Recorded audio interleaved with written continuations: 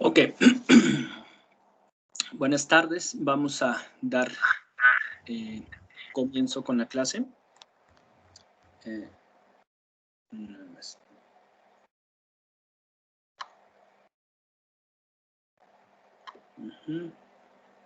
Listo.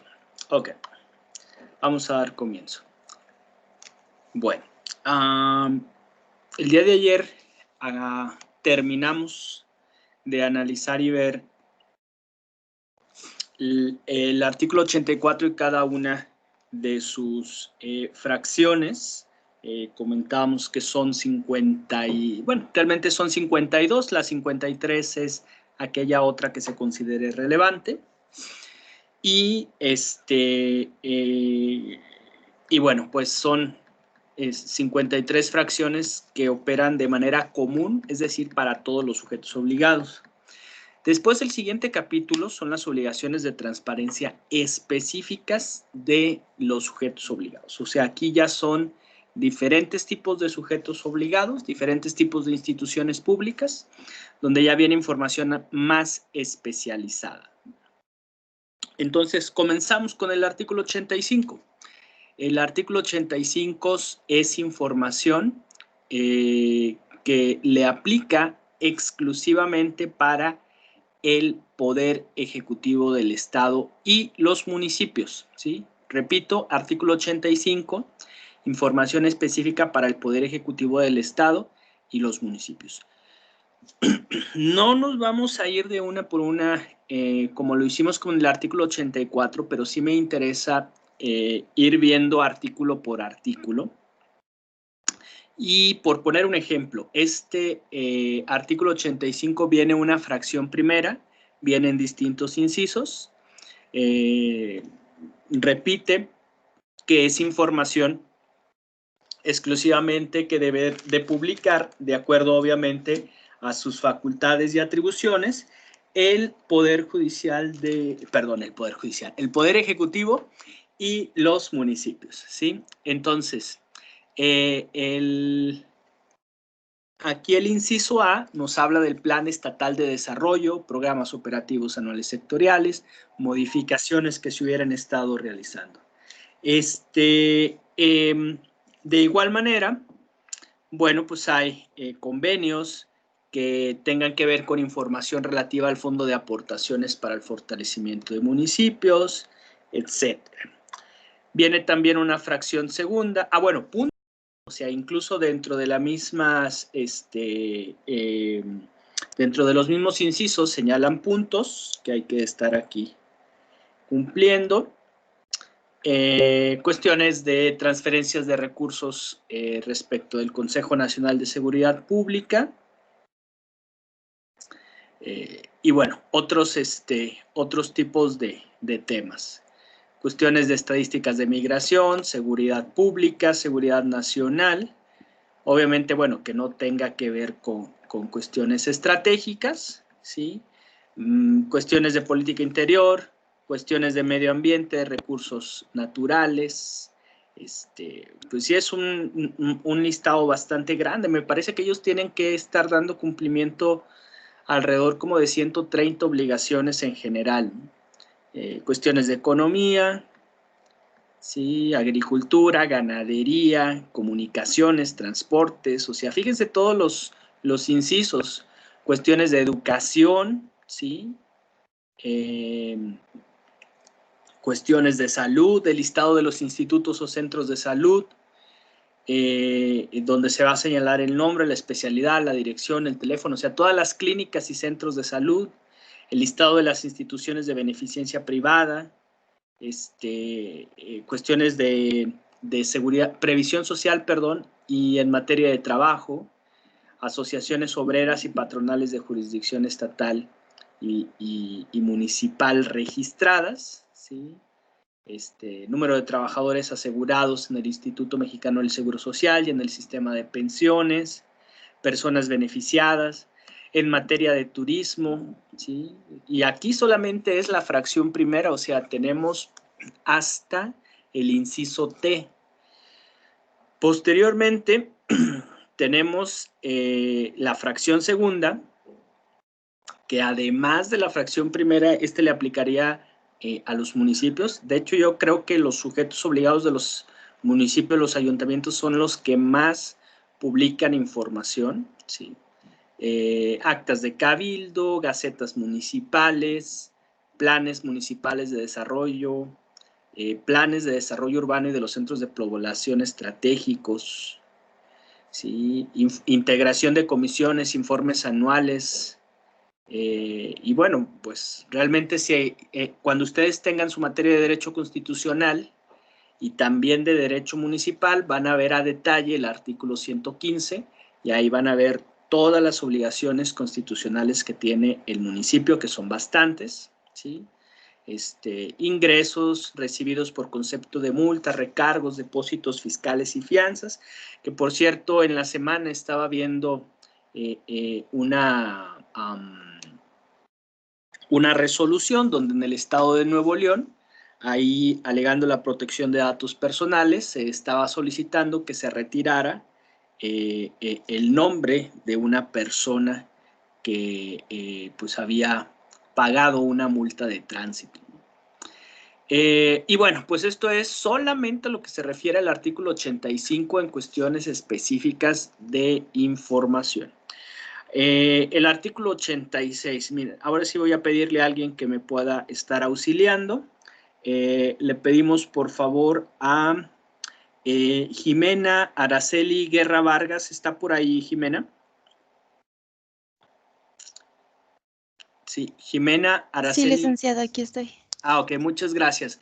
Jimena, ¿nos puede leer por favor el artículo 86 y las fracciones de la primera a la sexta, por favor? Claro. Artículo 86. Además de lo señalado en el artículo 84 de la presente ley, el Poder Legislativo deberá poner a disposición del público, de oficio y en forma completa y actualizada la siguiente información. Fracción primera. Agenda legislativa. Fracción segunda. La Gaceta Parlamentaria que contendrá el orden del día de la sesión del Pleno y el sentido de la votación de cada diputado en las votaciones nominales y económicas, las iniciativas de ley, decreto, acuerdo económico, acuerdo administrativo, puntos de acuerdo y dictámenes de las comisiones, decretos y acuerdos aprobados. Fracción tercera. Orden del día de cada una de sus sesiones del Pleno, de las comisiones y los comités. Fracción cuarta. El diario de los debates. Fracción quinta. Las versiones estenográficas. Fracción sexta. La asistencia a cada una de las sesiones del Pleno, de las comisiones y comités. Perfecto. Muchas gracias. Bueno, esto es el trabajo legislativo, el trabajo del Congreso del Estado de San Luis Potosí, ¿sí? Bueno, agenda legislativa, es decir, cuáles son las programaciones de las reuniones. La Gaceta Parlamentaria son los puntos de acuerdo, las iniciativas, lo que se vaya a analizar y votar de reformas, modificaciones, adiciones, derogaciones de leyes. Bueno, aquí vienen, ¿sí? Decretos, iniciativas, acuerdos económicos, administrativos, comisiones, puntos de acuerdo, dictámenes, decretos.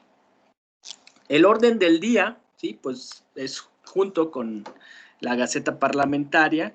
Aquí, la Gaceta Parlamentaria es únicamente de sesiones de pleno. La orden del día es de cada una de las comisiones y de los comités. El diario de los debates. El diario de los debates y las versiones estenográficas, pues, son muy semejantes. ¿A qué se refiere con que sea estenográfica? De que se vaya transcribiendo palabra por palabra todo lo que se esté diciendo, ¿no? Es como, por ejemplo, este programa, el Microsoft Teams, tiene una función, nada más que como yo lo tengo programado en idioma inglés, si activo esta función, al momento de yo estar hablando van a estar apareciendo unos subtítulos, pero pues van a ser de manera incorrecta por el idioma. Una versión estenográfica a eso se refiere, a que se esté transcribiendo palabra por palabra lo que los diputados estén exponiendo, ¿no? Y bueno, pues la asistencia a cada una de las sesiones del Pleno, de las comisiones y de los comités. Es decir, pues... a ver, nada más apóyenme con su micrófono. Ya quedó, perfecto. Ok. Les comentaba que la asistencia a cada una de las sesiones, o sea, es eso, ¿no? Es una lista de asistencia. Vienen otras y obligaciones, iniciativas de ley, acuerdos, convocatorias, resoluciones de juicios políticos, audiencias públicas, contratación de servicios personales, etcétera, ¿no? O sea, realmente pues es mucha la información que se tiene. Insisto, no me voy a estar deteniendo en todas, porque si no, sí nos estaríamos llevando un poquito más de tiempo. Ok, vámonos con el artículo 87. Le vamos a pedir a Karina Michelle Rivas Morales. ¿Estará por ahí, Karina? Aquí estoy. Muchas gracias. Karina, ¿nos puede leer, por favor, el artículo 87 desde la fracción primera hasta la fracción sexta, por favor? Sí, fracción primera. Los montos recibidos por concepto de depósitos judiciales y finanzas, los nombres de quienes los reciben, administran y ejercen el uso y calendario de aplicación. Fracción 2. Las tesis Bueno, y ejecutorias. nada más, perdón, Karina, si nos puede leer desde el artículo 87, o sea, donde dice... Okay, no sé. Sí. Ok. Artículo 87. Además de lo señalado en el artículo 84 de la presente ley, el Poder Judicial del Estado y el Tribunal Estatal de Justicia Administrativa deberán poner a disposición del público de oficio y en forma completa y actualizada la siguiente información. Fracción primera. Los montos recibidos por concepto de depósitos judiciales y finanzas. Los nombres de quienes los reciben, administran y ejercen. El uso y calendario de aplicación. Fracción 2. Las tesis y ejecutorias publicadas en la Gaceta Judicial y Administrativa respectiva de las salas y pleno correspondientes. Fracción tercera. Las versiones públicas de las sentencias que sean de interés público. Fracción cuarta. Las versiones estenográficas de las sesiones públicas según corresponda. Fracción quinta. La relacionada con los procesos por medio de los cuales fueron designados los jueces y magistrados. Fracción sexta. La lista de acuerdos que diariamente se publiquen y... Perfecto. Sí, así está bien. Bueno, ya nada más faltaría una fracción, pero con esas está perfecto. Muchas gracias. Ok, entonces este artículo 87, así como el 86 estaba específicamente dirigido al Congreso del Estado, al Poder Legislativo, el 87 aquí nos señala información específica para los poderes judiciales, o para el Poder Judicial, no los poderes. El Poder Judicial y el Tribunal Estatal de Justicia Administrativa. Aquí, bueno, la primera fracción es cuánto, las cantidades que se hayan recibido por conceptos de depósitos judiciales y fianzas. La fracción segunda, tesis ejecutorias publicadas en Gaceta Judicial de las salas y del Pleno. Es muy semejante al ejercicio que hicimos en la página de la Suprema Corte de Justicia de la Nación cuando estábamos analizando la consulta del Semanario Judicial de la Federación, también conocido como JUS, ¿sí? Obviamente no es la misma cantidad que emite el Poder Judicial de la Federación, pero también tiene la facultad de interpretar y emitir tesis. Esta fracción, la fracción tercera, acaba de ser modificada el jueves de la semana pasada, el jueves 19 de noviembre. Cambia un poco su redacción, dice las versiones públicas de las sentencias que sean de interés público, era la redacción anterior, ahora dice las versiones públicas de todas las sentencias emitidas, ¿sí? En lugar de las sentencias, ahora dice de todas las sentencias, y en lugar de que sean de interés público, dice que sean emitidas. Versiones estenográficas, igual, nuevamente, de las transcripciones de lo que se vaya a estar diciendo, según corresponda, y la relacionada con los procesos por medio de los cuales fueron designados jueces y magistrados. Aquí, nada más hacer la precisión, en el estado de San Luis Potosí solamente hay procesos, o bueno, el Poder Judicial tiene información solamente de los procesos por los cuales fueron nombrados jueces, no magistrados. ¿Por qué? Porque quien designa a los magistrados es el Poder Legislativo. Fracción sexta, las listas de acuerdos que diariamente se publiquen. Fíjense que este es un ejercicio que pues en años anteriores hacía, dedicaba una clase para que ustedes pudieran estar consultando las listas de acuerdos, para que ustedes pudieran conocer dónde se encuentran publicadas estas listas de acuerdos. Casi siempre, o sea, en su gran mayoría, cuando ustedes empiezan a hacer prácticas, sobre todo en despachos, con abogados que se dedican al libre ejercicio de la profesión jurídica, es una de las primeras actividades que les ponen a hacer, a consultar las listas de acuerdo. ¿Sí? Lamentablemente, bueno, pues no vamos a poder llevar a cabo esta actividad este año. Ok, y bueno, la última fracción eran las resoluciones que impongan sanciones dictadas en procedimientos de responsabilidad administrativa. Ya también la habíamos visto en anteriores artículos y fracción, pero bueno, pues así es como la repite específicamente para el Poder Judicial. Ok, vámonos con, bueno, esta la voy a leer yo porque es un poquito más larga. No la voy a leer toda, pero el artículo 88 habla acerca de los organismos constitucionales autónomos.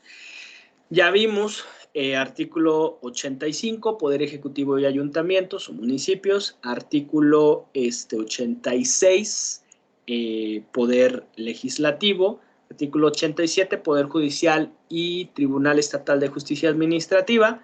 Artículo 88, organismos constitucionales autónomos. ¿Cuáles son los organismos constitucionales autónomos que señala expresamente la ley? Bueno, fracción primera, Consejo Estatal Electoral y de Participación Ciudadana de San Luis Potosí. Se conoce como CEPAC y vienen aquí pues una serie de información específica como listado de partidos políticos, asociaciones, agrupaciones políticas o agrupaciones de ciudadanos registrados. Geografía, cartografía electoral, esto es muy interesante porque aquí nos va a decir cómo está delimitado los diferentes distritos electorales, distritos electorales. Montos de financiamiento públicos, montos de financiamiento privados, etcétera. Bueno, siguen igual los resultados del PREP, que parece que ahora ya no va a haber por cuestiones financieras, de dinero, monitoreo de medios, etcétera. El siguiente organismo constitucional autónomo, la fracción segunda, la Comisión Estatal de Derechos Humanos de San Luis Potosí. Y aquí, bueno, tienen pues principalmente pues su actividad, las recomendaciones emitidas, las quejas, las denuncias presentadas, las recomendaciones impuestas, aunque no creo que sea la mejor palabra, porque pues, a final de cuentas una recomendación se puede aceptar o no.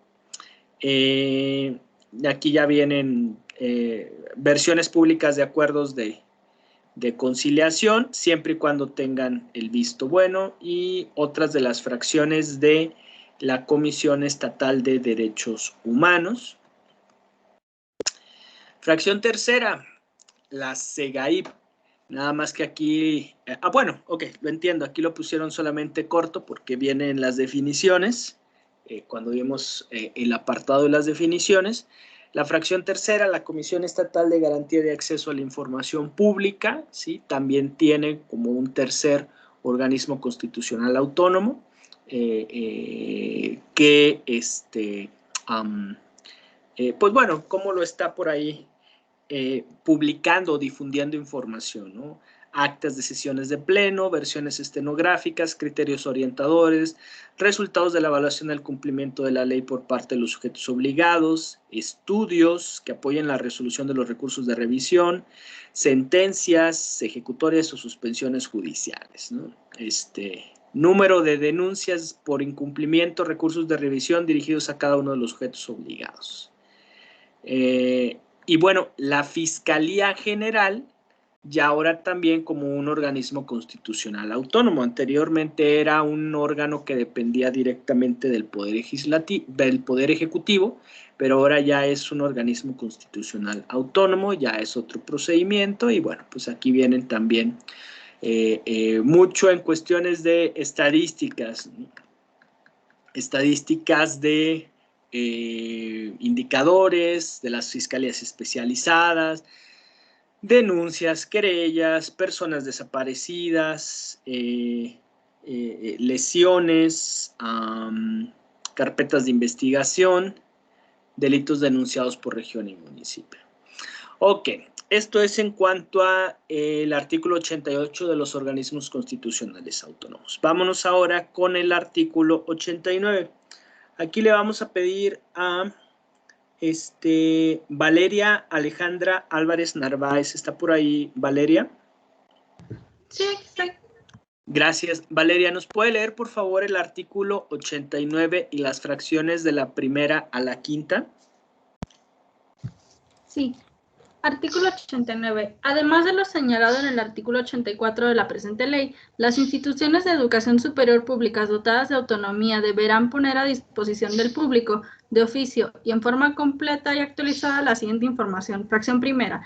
Los planes y programas de estudio según el sistema que ofrecen, ya sea escolarizado o abierto, con las áreas de conocimiento, el perfil profesional de quien cursa el plan de estudios, la duración del programa con las asignaturas, su valor en créditos. Fracción segunda, toda la información relacionada con sus procedimientos administrativos. Fracción tercera, la remuneración de los profesores, incluyendo los estímulos al desempeño, nivel y monto. Fracción cuarta, la lista con los profesores con licencia o en año sabático. Fracción quinta, el listado de las becas y apoyos que otorgan, así como los procedimientos y requisitos para obtenerlos. Perfecto, muchas gracias. Bueno, pues este es para instituciones de educación superior públicas dotadas de autonomía, como la Universidad Autónoma de San Luis Potosí. La verdad, desconozco cómo sea su calidad jurídica, pero no sé, supongo que el Instituto Tecnológico Regional de San Luis Potosí, probablemente la Universidad Politécnica, la Universidad Pedagógica, la Universidad Comunitaria, el Instituto Tecnológico Superior de San Luis Potosí, que son los que conozco, ¿no? Me imagino que también en otros estados así deben de estar también, ¿no? Y bueno, pues lo que se refiere al ámbito educativo, planes, programas de estudio, bueno, pues, procedimientos administrativos, remuneración de profesores, el listado de profesores de licencia o año sabático, las becas de apoyos que se otorgan y los requisitos para poder acceder a ellos, ¿no? Ok, bueno, concursos, convocatorias a concursos por oposición, procesos de selección, resultados de evaluación, listado de instituciones incorporadas, etc. Después viene el artículo 90. Este es muy específico para los partidos políticos y agrupaciones políticas estatales o personas morales constituidas en asociaciones civiles creadas por ciudadanos que pretenden postular su candidatura independiente, ¿sí?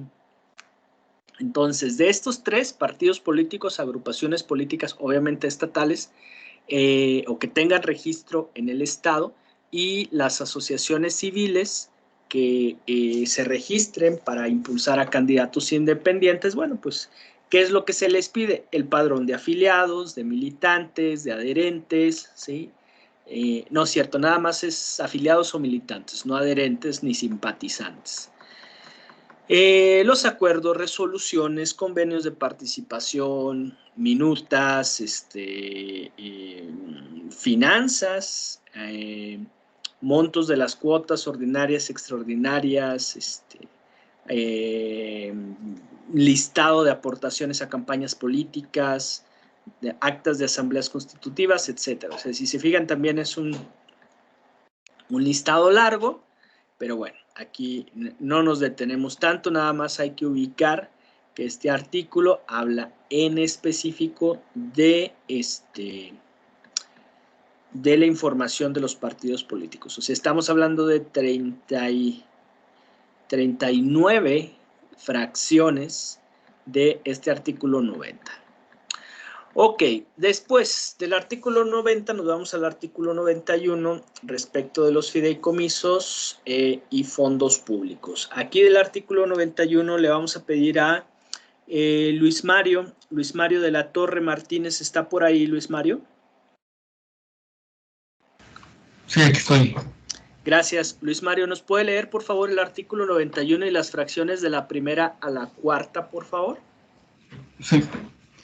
Además de lo señalado en el artículo 84 de la presente ley, los fideicomisos, fondos públicos, mandatos o cualquier contrato análogo deberán poner a disposición del público y mantener actualizada y accesible en lo que resulte aplicable a cada contrato la siguiente información.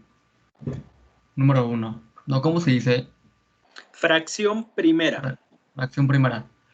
El nombre del servidor público y de la persona física o moral que represente al fideicomiso, al fiduciario y al fideicomisario.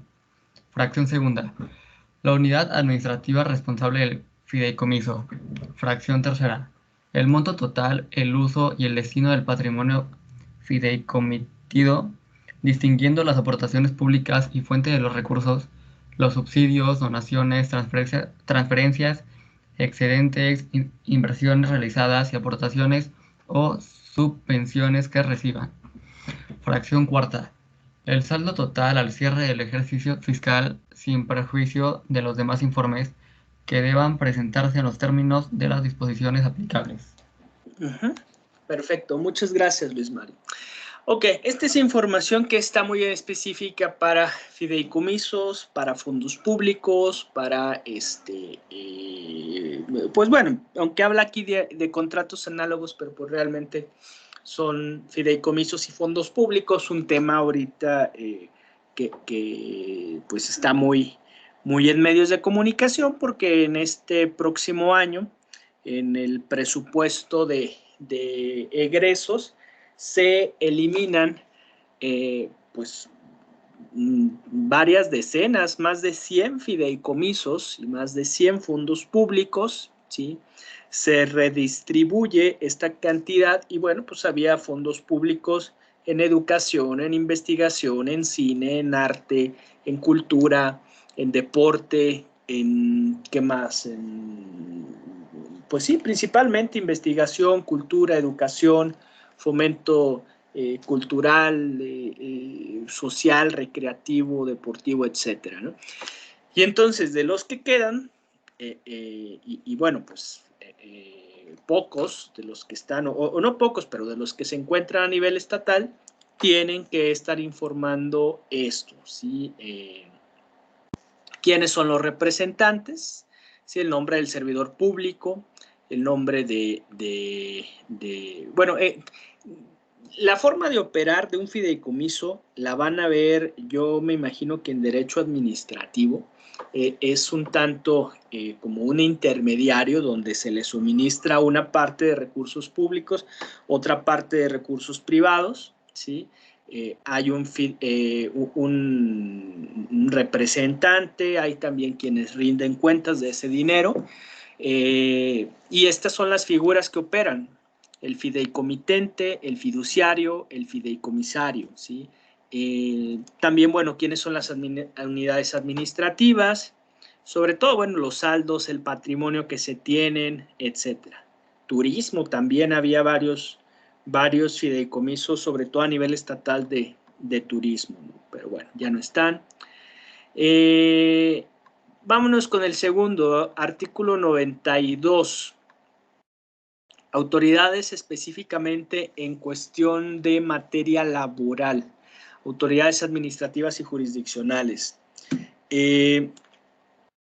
Ya ahora, las autoridades jurisdiccionales en materia laboral deben poner a disposición del público y mantener actualizada y accesible la siguiente información de los sindicatos. Repito, autoridades administrativas y jurisdiccionales en materia laboral. Anteriormente, esta información se registraba en la Secretaría del Trabajo y Previsión Social, ahora en el Centro de Conciliación Laboral en el Estado, ¿sí?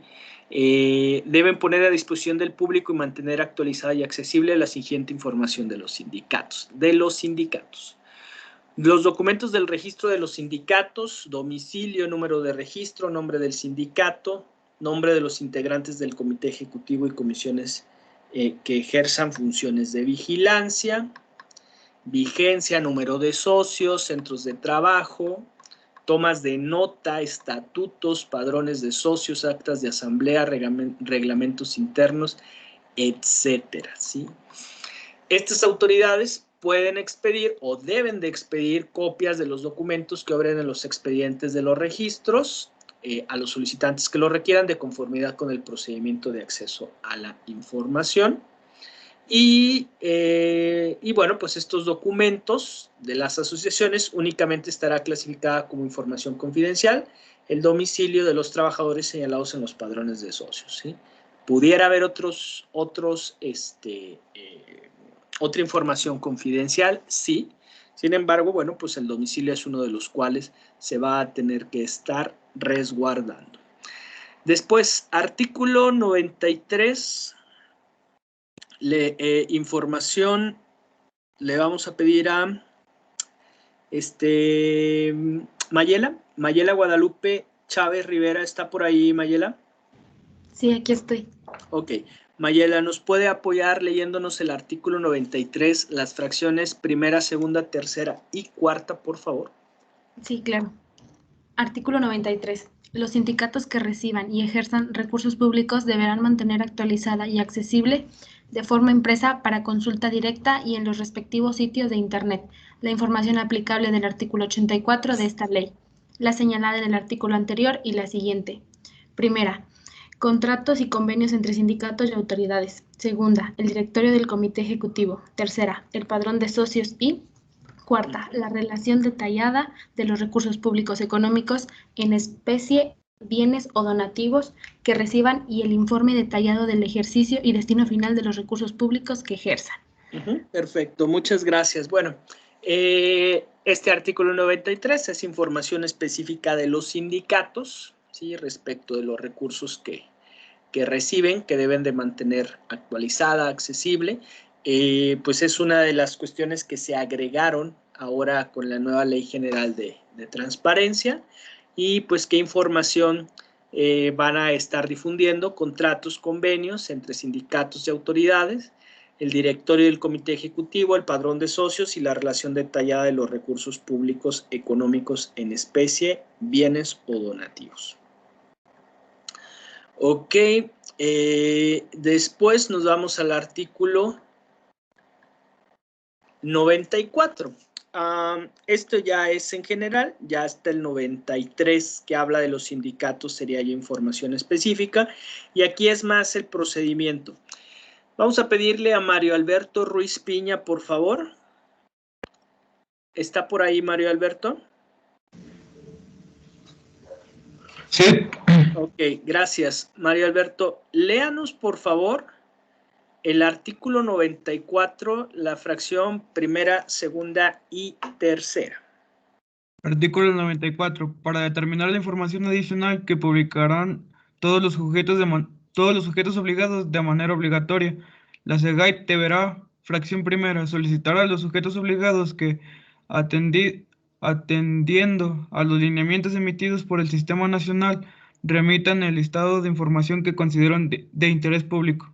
Fracción segunda, revisar el listado que remitió el sujeto obligado con base en las funciones, atribuciones y competencias que la normatividad aplicable le otorgue. Y, fracción tercera, determina el catálogo de información que el sujeto obligado deberá publicar como obligación de transparencia. Ok, muchas gracias. Bueno, ¿a qué se refiere? Recuerdan que vimos en el artículo 84 la última fracción, la 53ª, ¿sí? Y hablaba de información adicional, o sea, es decir, que estuviera fuera de las 52 fracciones anteriores. Y entonces, bueno, pues se hace un procedimiento porque se va a considerar obligatoria. O sea, es decir, si hay algo extra que se quiera estar solicitando publicar, la SEGAIP primero le pide a los sujetos obligados, a las instituciones públicas, que de conformidad con los lineamientos del Sistema Nacional de Transparencia envíen un listado de información que consideren de interés público. O sea, es decir, está potestativamente de que se pueda estar difundiendo algo o no. Después se revisa el listado que remitió el sujeto obligado con base en las funciones, atribuciones y competencias que la normatividad aplicable le otorgue. O sea, de ese listado que se remite, debe de tener sustento en las funciones, atribuciones y competencias que la normatividad aplicable le otorgue. Y finalmente se va a determinar el catálogo de información que ya deberá publicarse como obligación de transparencia, ¿sí? Ok, pasamos al siguiente capítulo. Aquí en particular vamos a ver lo relativo a las obligaciones específicas de personas físicas o morales que reciben y ejercen recursos o ejercen actos de autoridad. Repito, aquellas personas físicas o morales que reciben y ejercen recursos públicos, obviamente, o ejercen actos de autoridad. Vamos a leer el artículo 95. Le pedimos, por favor, a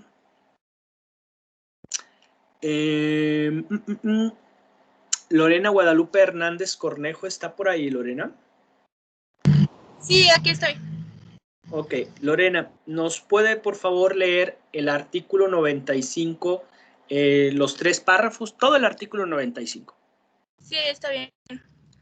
Artículo 95. La SEGAIP, dentro de su respectiva competencia, determinará los casos en que las personas físicas o morales que reciban y ejerzan recursos públicos o realicen actos de autoridad cumplirán con las obligaciones de transparencia y acceso a la información directamente o a través de los sujetos obligados que les asignen dichos recursos o en los términos de las disposiciones aplicables, realicen actos de autoridad.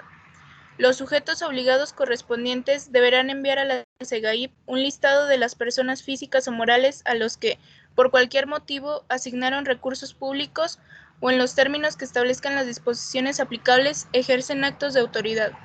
Para resolver sobre el cumplimiento de lo señalado en el párrafo anterior, la SEGAIP tomará en cuenta si realiza una función gubernamental, el nivel de financiamiento público, el nivel de regulación e involucramiento gubernamental y si el gobierno participó en su creación. Ok, perfecto. Bueno, pues miren, aquí lo que nos hace referencia y lo que nos señala el artículo son, ¿tiene competencia la Comisión Estatal de Garantía de Acceso a la Información Pública? ¿Competencia legal? Sí, sí la tiene. ¿Sí? ¿Por qué? Porque lo señala, al final de cuentas, de que hay y existen personas físicas y morales que reciben recursos públicos. Ahora, va a determinar, porque aparte existen también lineamientos en el Sistema Nacional de Transparencia, en qué momento cumplen con las obligaciones de transparencia y acceso a la información directamente o a través de los sujetos obligados que les asignen dichos recursos o en los términos de las disposiciones aplicables realicen actos de autoridad, ¿sí? O sea, son diferentes supuestos. Puede ser que estas personas, no sé, vamos a decir, alguien que se le haya contratado para que pueda estar aplicando encuestas, ¿sí? Si es una institución grande, si es una persona moral que, no sé, se dedique a eso, bueno, pues si directamente ellos van a estar atendiendo cuestiones de transparencia y cuestiones de acceso a la información, o sea, atender requerimientos y solicitudes de acceso a la información o no. O si por el contrario, vamos a decir que estas encuestas se hubieran contratado por la no sé, por el INEGI, ¿sí? Y entonces el INEGI, con estas encuestas que hacen de cada 10 años del Censo Nacional de Población, que las hubiera, por ejemplo, que el INEGI informara directamente estas obligaciones, estos recursos que se les entregan, y no directamente ellos, ¿no? O lo mismo sucede cuando realizan actos de autoridad. Lo que comentábamos ayer de la policía privada, ¿sí? Si se informa por parte de ellos o si se informa por parte de la policía, de la Secretaría de Seguridad Pública, ¿no? Los sujetos obligados deben enviar a la SEGAIP un listado de las personas físicas o morales a las que por cualquier motivo asignaron recursos públicos en los términos que establezcan las disposiciones aplicables y que ejerzan actos de autoridad. Y entonces, una vez ya que se les envíe ese listado, la SEGAIP tomará en cuenta si se realiza una función gubernamental o no, el nivel de financiamiento público o no. Bueno, de hecho siempre va a haber financiamiento público porque si no, no lo estarían informando. El nivel de regulación e involucramiento gubernamental y si el gobierno participó desde su creación. Ok, el siguiente artículo, artículo 96, vamos a pedirle a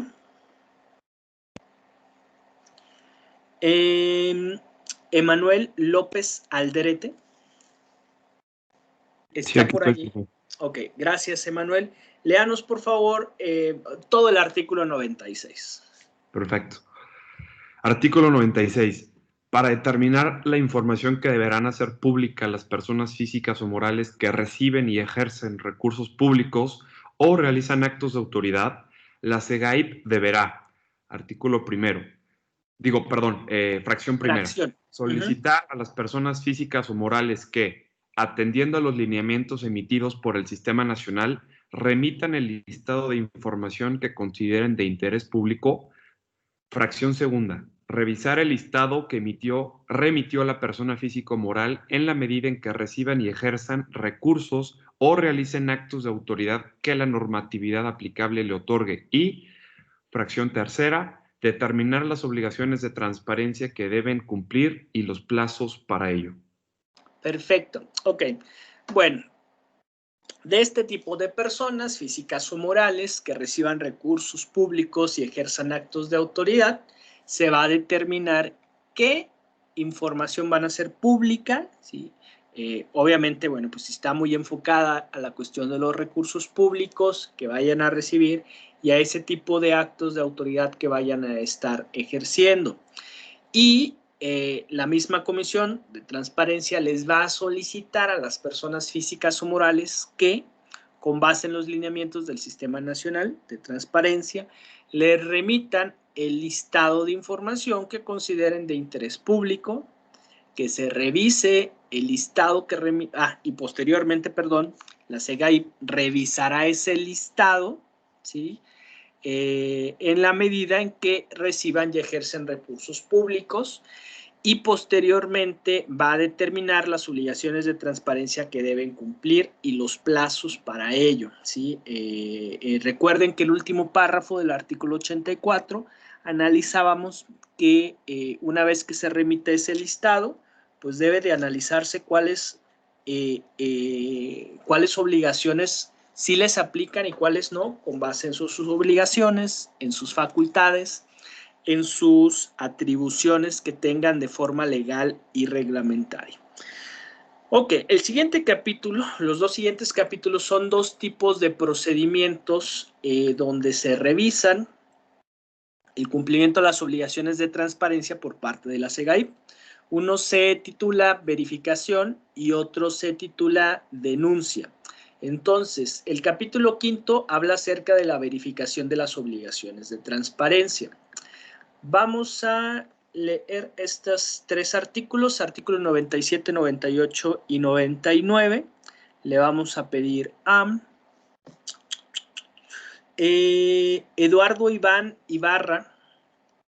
Está por ahí Eduardo Iván Ibarra.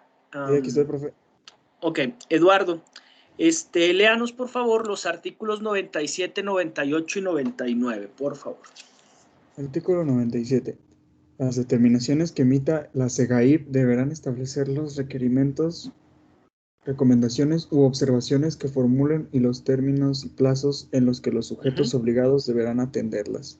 El incumplimiento a los requerimientos formulados será motivo para aplicar las medidas de apremio sin perjuicio de las sanciones a que haya lugar.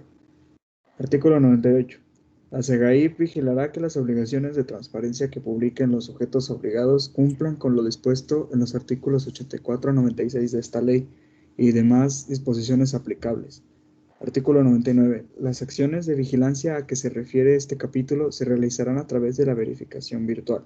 Esta vigilancia surgirá de los resultados de la verificación que se lleve a cabo de manera oficiosa por la SEGAIP al portal de Internet de los sujetos obligados o de la plataforma nacional, ya sea de forma aleatoria o muestral y periódica. Perfecto, muchas gracias. Estos tres artículos nos empiezan señalando este procedimiento de verificación. Para comenzar, la SEGAIP emitirá una determinación, va a establecer, puede establecer, aunque dice aquí deberán, dice, se realizan requerimientos, recomendaciones u observaciones. Y estos requerimientos, recomendaciones u observaciones que se formulen, se van a establecer términos y plazos para que los sujetos obligados deban atenderlas. Generalmente son como 20 días hábiles, es un poco menos de un mes, porque si es un procedimiento en el cual deba de borrarse la información, bueno, solicitar paradójicamente que se tenga que estar eliminando esa información de una plataforma que ellos mismos administran, hacer las modificaciones y adecuaciones y posteriormente volverlas a publicar. Comenta también que este incumplimiento a los requerimientos obviamente trae como motivo las medidas de apremio que señalan la ley, que es una medida de apremio consiste en una multa, ¿sí? Y también pues puede traer lugar a sanciones pues también, ¿no? de cuestión económica. La SEGAIP va a vigilar que las obligaciones que publiquen las instituciones públicas o sujetos obligados cumplan con lo dispuesto en los artículos 84 a 96 de esta ley y demás disposiciones aplicables. Son los artículos que vimos, el artículo 84, las obligaciones de transparencia generales, y del 85 al 95, todas aquellas que sean en cuestiones de cuestiones específicas, y bueno, el 96 de aquella información adicional. Después el artículo 99 menciona que las acciones de vigilancia que se refieren a este capítulo se van a realizar a través de una verificación virtual. Fíjense, ya de aquí ya se estaba hablando de una verificación virtual antes de que estuviéramos en tiempos de pandemia. ¿A qué se refiere con una verificación virtual? A que una persona va a estar accediendo desde una computadora con acceso a Internet a las plataformas de transparencia, ya sea estatal o nacional, y de ahí va a empezar a revisar que cumplan con la obligación de estarse publicando la información. Recordemos que las obligaciones de transparencia son para publicarse de manera permanente, de manera obligatoria, de manera actualizada, ¿sí? Entonces, ¿en qué momento se puede hacer? En cualquier momento, ¿sí? ¿En este momento pueden estar revisando? Pues sí, efectivamente, ¿sí? Y esa vigilancia, bueno, va a tener resultados. Esos resultados se van a estar haciendo de comunicación al sujeto obligado. Y también, bueno, pues hay unos lineamientos donde señalan que una calificación mínima aprobatoria es del 90%. Si se alcanza a obtener un porcentaje mayor al 90%, se pueden hacer recomendaciones, pero no hay incluso ni requerimiento. Si es menor al 90%, se da un plazo para que se puedan estar atendiendo esas observaciones, ¿sí? Ok, vámonos con el artículo 100, seguimos con el procedimiento de verificación, artículos 100 y 101, fracciones primera y tercera, ahorita las vamos a leer. Le pedimos por favor a David de Daniel Esmer, si nos puede, Esmer Salas, si nos puede leer por favor. ¿Está por ahí David? David Sí, de aquí Daniel Hermes. Ok. Esmer, perdón. David, léanos por favor el artículo 100, 101, fracciones primera, segunda y tercera.